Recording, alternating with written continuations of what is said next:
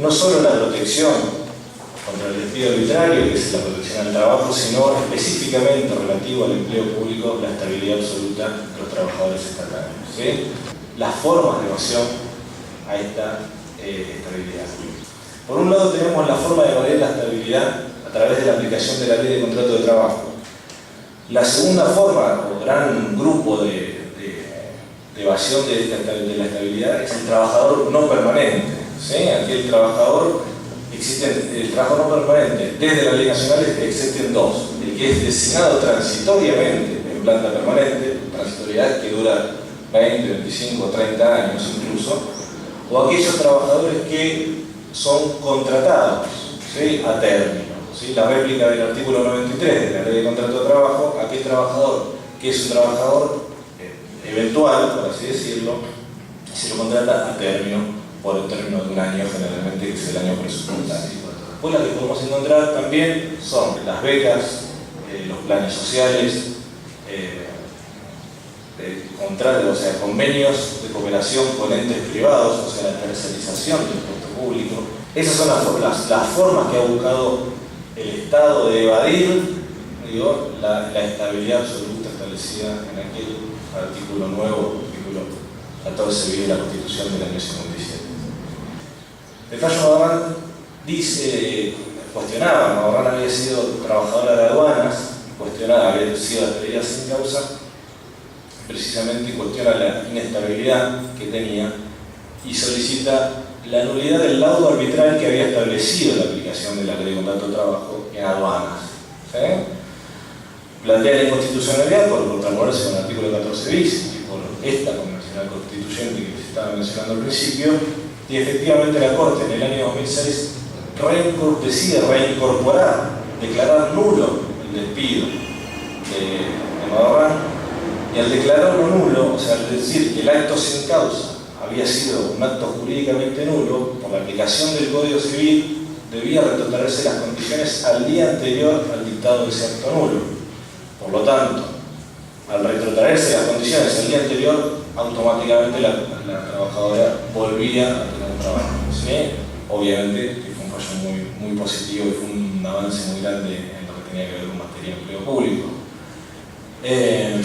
Nosotros planteamos que el trabajo, o sea, el requisito de ingreso a la administración pública no es solamente los procesos de selección que son tan previstos por concurso público, sino que el único requisito que está establecido tanto en la Constitución como en las leyes es la idoneidad, ¿sí?, en el cargo. Idoneidad que puede demostrarse de varias formas, ¿sí? No es solamente o no es taxativamente lo que establece la ley que el concurso público es la única forma de demostrar la idoneidad del trabajador para ingresar al Estado.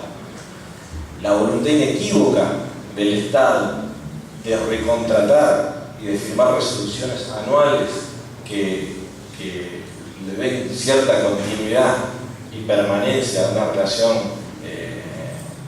como decía, temporal, supuestamente temporaria, debiera de ser suficiente para entenderse que esa idoneidad ha sido absolutamente acreditada por el trabajador en la cantidad de años que tuvo de recontratación, digamos.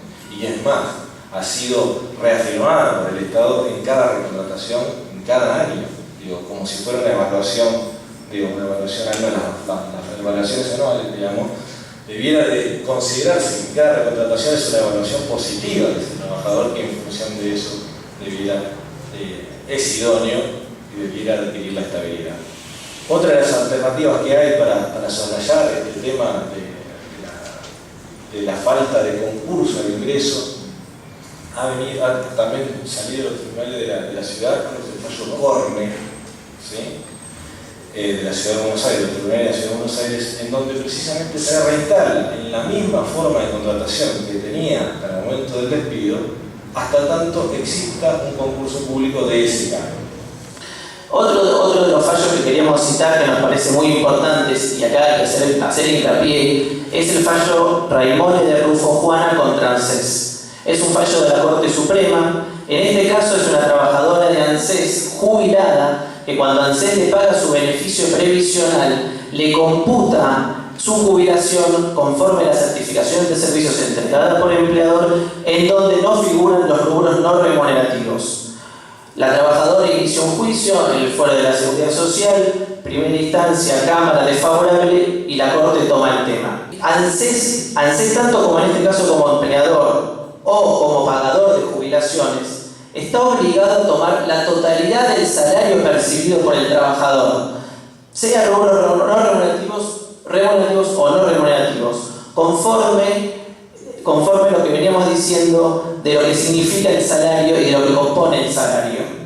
Y lo interesante también es que deja de lado y deja a tercero, a futuros reclamos, el tema de los aportes y contribuciones. O sea, no obliga al trabajador a cotizar el 11% sobre esos rubros que no se les habían descontado, sino que directamente hace cargo al empleador, y en este caso obliga al ANSES a pagar la jubilación conforme a la totalidad del salario. Creo que es importante esto porque en los fallos anteriores lo que hacían, y por eso el miedo de los trabajadores a reclamar los rubros no remunerativos, era la incidencia que iban a tener, o sea, lo que iban a tener que pagar ellos por el 11% que no se les fue descontando en el tiempo. La jubilación en nuestro país se calcula conforme los últimos 10 años trabajados, se actualizan y se paga un promedio de esos 10 años trabajados. La ley previsional establece que se debe pagar conforme los rubros remunerativos, los rubros cotizantes a la seguridad social. Lo novedoso de todo esto y lo interesante es la posibilidad del trabajador de reclamar una vez jubilado que ANSES le tome la totalidad del salario para pagar la jubilación, que es lo que realmente percibió. Creo que ese es un avance muy importante de la Corte. Imagínense, nosotros, por ejemplo, desde la Asociación de Trabajadores del Estado, desde la Central, estamos bregando por un cambio de sistema previsional. El cambio de sistema previsional es volver al viejo 82% móvil. ¿Qué pasaría con los trabajadores que cobran rubros la mitad del salario no remunerativo? Ese 82%, ¿contra qué se coteja?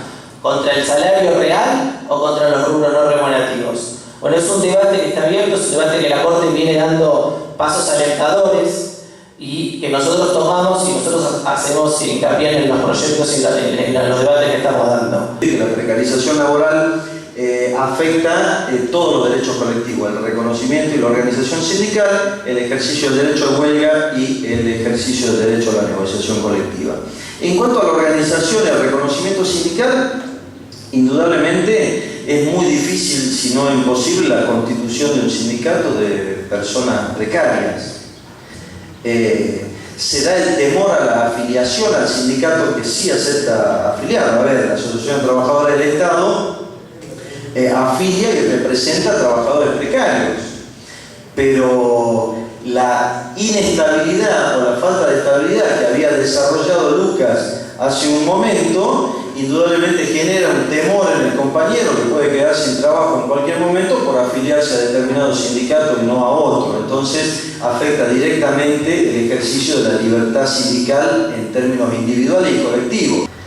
Produce un gran debilitamiento en las finanzas de los sindicatos, porque por lo general los trabajadores precarios, sean planes en todas sus versiones, el descuento de la cuota sindical es muy difícil de lograr.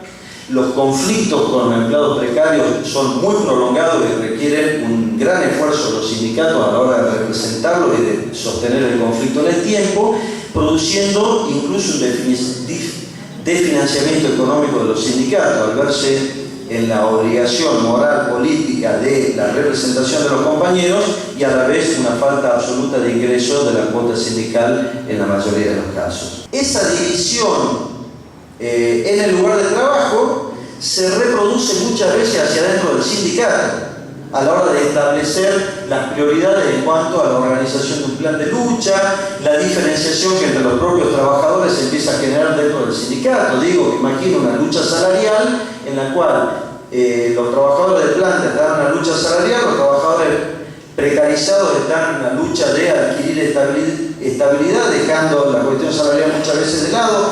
Esa división que el empleador genera dentro del lugar de trabajo se transmite y se convierte muchas veces en verdaderas internas sindicales dentro de los sindicatos. Muchas veces la patronal actúa sobre esto haciendo ofrecimientos a uno de los sectores del petitorio para lograr. Se requiere un nivel de unidad entre los trabajadores muy grande para llevar adelante una lucha con tanta precariedad en el Estado. Se requiere un nivel de solidaridad y de unidad entre los distintos grupos de trabajadores que están en la huelga muy grande, porque es la patronal la que inmediatamente empieza a accionar haciendo ofrecimientos parciales para quebrar esa lucha. Por lo tanto, el ejercicio del derecho de huelga se ve bastante condicionado. La precarización laboral ha sido concebida no solamente para atentar contra la estabilidad individual de los trabajadores, con esto para atemorizar, hacer los botines de guerra, como dijo el chino, para conseguir mayores esfuerzos que otro trabajador que sí tiene estabilidad, etcétera, etcétera, sino fundamentalmente también fue concebida la precarización laboral para el debilitamiento de las organizaciones sindicales y para el entorpecimiento del ejercicio de los derechos colectivos.